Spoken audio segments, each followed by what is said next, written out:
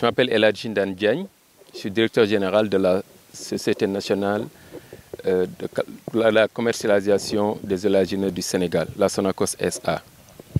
Nous venons de compléter une tournée au niveau des différents sites de la Sonacos, commençant par la Sonacos de Diourbel. Ensuite, nous avons visité la Sonacos de Lindiane Kaolack. Ensuite, nous sommes partis voir nos installations de Ida Mouride, ceux de Sinthiou Malem à Tambacounda. Nous sommes partis ensuite visiter nos installations de Louga. Par la suite, nous sommes venus à Ziguinchor et hier, nous avons passé la journée à Kolda. Aujourd'hui, de retour à Ziguinchor, nous avons fait aussi un tour pour rendre visite à nos partenaires, les opérateurs, qui nous aident aussi dans la collecte de graines. Le constat, c'est d'abord, je vais dire, une note de satisfaction par rapport à ce que j'ai vu sur le terrain. J'ai trouvé à la Sonacos des collaborateurs très motivés, qui aiment leur société, qui ont des compétences et qui sont prêts à donner ces compétences au service du développement de la société. Aujourd'hui, il y a beaucoup de gens qui ont une opinion sur la Sonacos, mais une opinion pas tout à fait justifiée, parce qu'ils voient de la société de loin. Et c'est vrai, la société a eu des résultats ces dernières années qui ont été marqués par une baisse drastique du volume d'arachide collecté, mais cette baisse a eu des raisons ou bien a été motivée par des faits que nous comprenons et que nous avons pu détecter.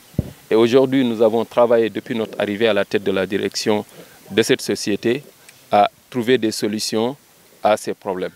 Donc nous pensons que l'année prochaine, et nous sommes déjà prêts pour relever tous les défis qui attendent la société, à relancer la production d'huile à partir de l'arachide qui est produite au Sénégal. Exactement.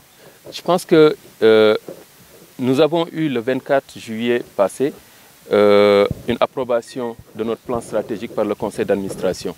Depuis notre arrivée, on a travaillé sur un plan stratégique de relance et il a été présenté au conseil d'administration qui l'a validé.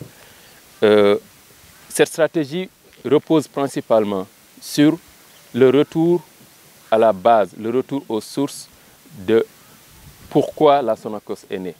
La Sonacos est, je vais dire, la seule société au Sénégal qui est sur toute la chaîne de valeur de production, c'est-à-dire la partie agricole, la partie industrielle et la partie commerciale. Ça fait de cette société un leader non seulement dans son domaine, mais en termes d'impact dans le pays, une société qui a un impact non égalable. Aujourd'hui, on a un impact dans le monde agricole, un impact dans le monde industriel et un impact dans la commercialisation. Et on commercialise beaucoup de produits, notamment non seulement les huiles, mais aussi les tourteaux et aussi les javels et le vinaigre. Donc aujourd'hui, la présence de la Sonacos dans différentes régions aussi lui confère un rôle d'employeur, où on emploie non seulement des collaborateurs qui ont des contrats à durée indéterminée. Nous avons présentement 0 contrat à durée déterminée, mais en période de campagne, nous pouvons aller jusqu'à 5 000, 6 000 emplois saisonniers, ce qui peut faire atteindre le niveau de recrutement de la Sonacos jusqu'à 7 000 emplois. Et je pense qu'il y a peu de sociétés dans ce pays qui peuvent en faire autant. Pour répondre à cette question, je vais commencer d'abord par dire aux prédateurs de la Sonacos que nous les avons lus, vus et entendus.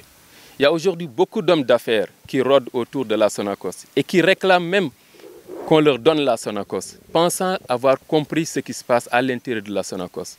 Je suis désolé, ils n'y comprennent absolument rien. Aujourd'hui, la première chose que nous avons fait quand nous avons pris la tête de la société, c'est de faire l'analyse de tous les niveaux d'opération de la société. Donc, cette analyse nous a clairement montré qu'aujourd'hui, à l'état où les machines sont, elles sont capables de triturer jusqu'à 250 voire 300 000 tonnes de graines coques. Et ça, je pense que c'est quelque chose d'appréciable en termes d'opérationnalité. Maintenant, dehors, oui, on va voir que c'est des machines. Aujourd'hui, l'usine de Ziguinchor a été construite en 1932. Il y a eu des changements, il y a eu des travaux, il y a eu des réfections. De visu, à partir de dehors, on peut dire que c'est une usine vieille. Effectivement, elle est vieille. Mais qu'est-ce qui compte le plus? c'est la productivité des machines ou bien c'est l'âge des machines. Si on a des machines qui sont vieilles et qui sont productives, pourquoi pas? Cela ne nous a pas empêché de nous projeter sur un avenir beaucoup mieux construit autour d'une réflexion, mais aussi autour d'un renouvellement du parc industriel.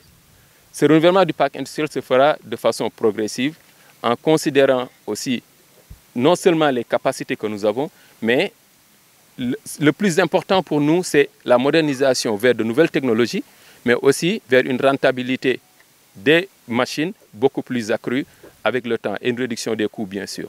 Donc aujourd'hui, de dehors, ça peut sembler très vétuste.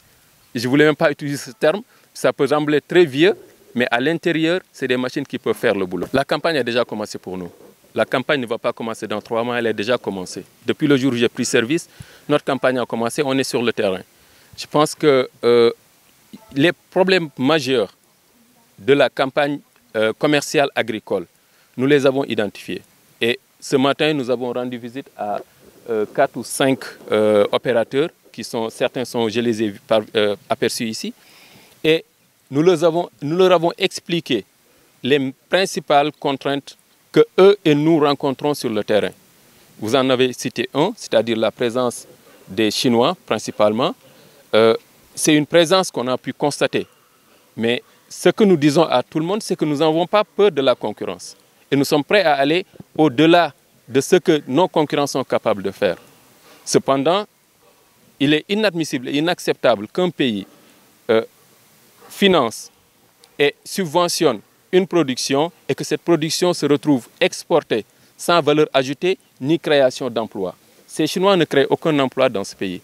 Ils n'ajoutent aucune valeur à notre production. Sinon, ils transfèrent les subventions de l'État que nous avons déjà mis dans ce secteur. Aujourd'hui, vous avez vu, l'État du Sénégal a relevé le niveau de subvention de 100 à 120 milliards, ce qui n'a jamais été fait auparavant. Mais où va cette valeur? L'État ne devrait pas accepter ça. Heureusement, je vais dire, le ministre de l'Industrie que j'ai rencontré il y a 3 jours à Kaolack m'a bien confirmé qu'il me recevra pour parler de ses difficultés et de ses problèmes. Je pense bien qu'on trouvera une solution avec ces orientations parce qu'en même temps, il s'occupe de l'industrie et du commerce. Donc ce sera un bon début de discussion pour trouver des solutions.